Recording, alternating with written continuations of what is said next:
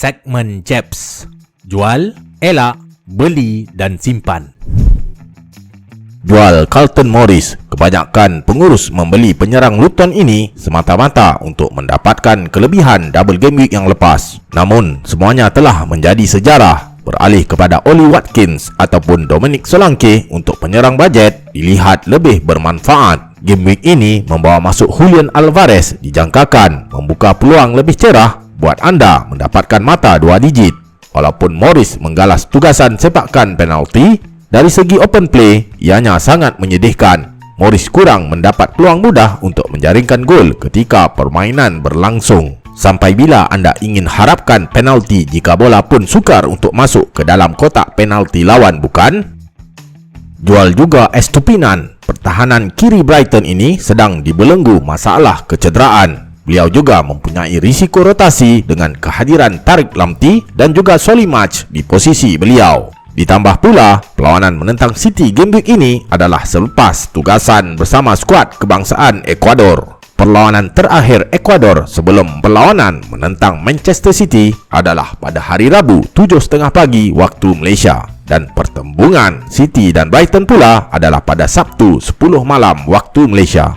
Adakah Estupinan bakal cukup cergas untuk perlawanan tersebut? Jika cergas pun, adakah Brighton mampu menahan asakan barisan serangan City yang bakal diterajui semula perancang tengah mereka Rodri? Jika untuk jangka panjang, saranan hamba, simpan Estupinan di bangku simpanan. Namun, untuk game week ini sahaja, jual pertahanan kebangsaan Ekuador ini. Elakkan membeli Bukayo Saka. Perancang kebangsaan England ini juga sedang membawa kecederaan yang agak serius sehingga beliau terpaksa dikeluarkan dari skuad kebangsaan England pada IB yang lepas. Game week ini menentang Chelsea di Stamford Bridge adalah perlawanan yang sukar. Pertembungan pasukan kejiranan ini seringkali menyebelahi pasukan The Blues. Chelsea adalah bogey team bagi Arsenal. Ada yang berpandangan setiap musim adalah berbeza. Namun, start semasa dan start sebelum ini masih relevan untuk diambil kira. Jika anda pemilik Saka, simpan sahaja Saka kerana game week 10 The Gunners bakal menentang Sheffield United di Emirates. Tetapi, jika anda bukan pemilik beliau, elakkan membeli Saka. Thomas Soucek juga harus anda elakkan. Walaupun menjaringkan 2 gol dalam 2 game week berturut-turut, menentang Villa game week ini adalah sangat sukar untuk Soucek mengulangi prestasi cemerlang beliau. Lebih-lebih lagi, game week ini West Ham bakal beraksi di Villa Park. Anak-anak buah Unai Emery sangat kental di laman sendiri. West Ham dijangka bakal menggunakan pendekatan bertahan dan membuat serangan counter attack jika mendapat peluang. Dengan taktikal ini, pemain yang bakal terlibat dengan serangan balas pantas ini lazimnya Bowen, Kudus dan Antonio. Hamba ulang, lazimnya. Soucek yang tinggi lampai dan agak lambat sering digunakan dalam situasi bola mati pasukan The Hammers.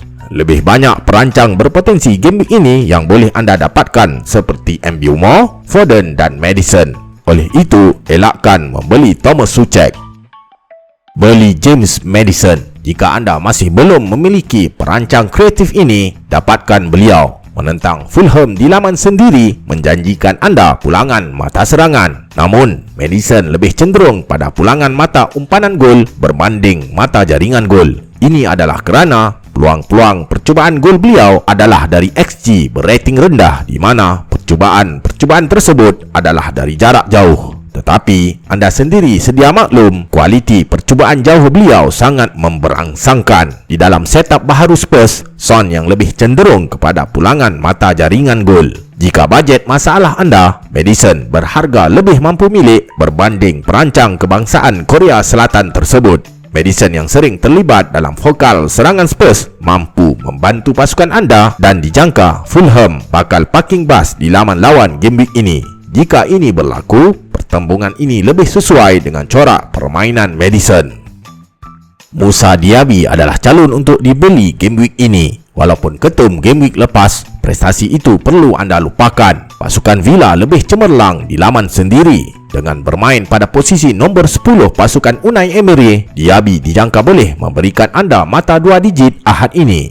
Dengan rating jangkaan bolos West Ham 17.70, Diaby pasti boleh mendapat peluang pulangan mata serangan. Namun, Areola adalah penghalang Diaby game week ini. Walaupun West Ham sepatutnya dibolosi sekurang-kurangnya 17 gol musim ini, Areola hanya dibolosi 12 gol sahaja setakat ini. Namun, adakah ketangkasan Areola mampu membendung serangan Villa game week ini?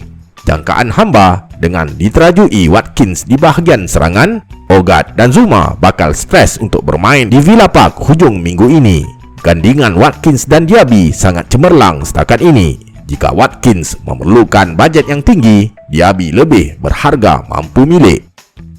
Simpan Bryan Mbeumo. Ya, ramai yang mula bosan dan menyampah dengan aset sensasi awal musim ini. Pengurus fantasi sudah mula beransur-ansur meninggalkan Mbeumo. Jika anda dapat bertahan dengan Mbeumo sehingga game week 8, mengapa tidak bertahan dengan beliau game week ini sambil mendapat bonus jadual perlawanan mudah menentang Burnley di laman sendiri, bukan? Mbeumo boleh menjadi pemain pembeza anda game week ini. Kebanyakan pengurus fantasi, terutama yang telah mengaktifkan kad liar, berkemungkinan kecil akan membawa masuk Mbeumo. Oleh itu, pemilikan global beliau bakal rendah. Ini bakal membantu melonjakkan ranking anda sekiranya Mbeumo membawakan pulangan mata serangan. Jika game week lepas, Burnley telah menghadiahkan sepakan penalti kepada Chelsea di laman sendiri, ini kan pula di laman lawan, bukan?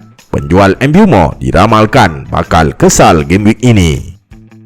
Ya, buat kali terakhir, simpan Bruno Fernandes. Rasanya sudah berkali-kali kita memberikan peluang kapten pasukan United ini.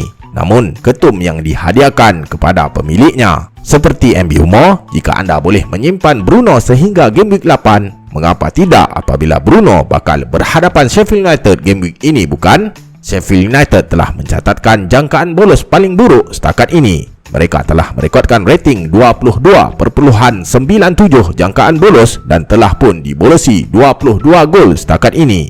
Ini adalah umpama setiap kali pasukan lawan mendapat peluang, Sheffield United bakal dibolosi dengan peluang tersebut. Pemain seperti Bruno, Rashford dan Højlund adalah prospek untuk cemerlang game week ini. Cuma Bruno adalah calon don't buy, don't sell game week ini. Fikir-fikirkan. Segmen Maulana. James Maddison adalah pilihan Maulana game week lepas. Walaupun bermain dengan 10 orang pemain, Maddison memulangkan mata serangan dengan membuat satu umpanan gol untuk gol kemenangan Spurs. Level pilihan ini bertaraf Maulana Sifu. Maulana hadir dengan Oli Watkins game week ini. Dengan form konsisten penyerang kebangsaan England ini, hamba jangkakan 2 umpanan gol dalam pertembungan di Villa Park Ahad ini. Sejak game week 1, Watkins hanya blank pada ketika pertembungan di Anfield pada game week 4. Anda goyang? Pemain pilihan rakan FPL. Berikut adalah pasukan pilihan rakan FPL game week lepas. Level pilihan ini bertaraf Marhain. Berikut adalah 15 pemain pilihan rakan FPL game week ini. Adakah anda setuju dengan hamba? Siapa yang perlu dijual? Tuliskan komen anda di ruangan komen.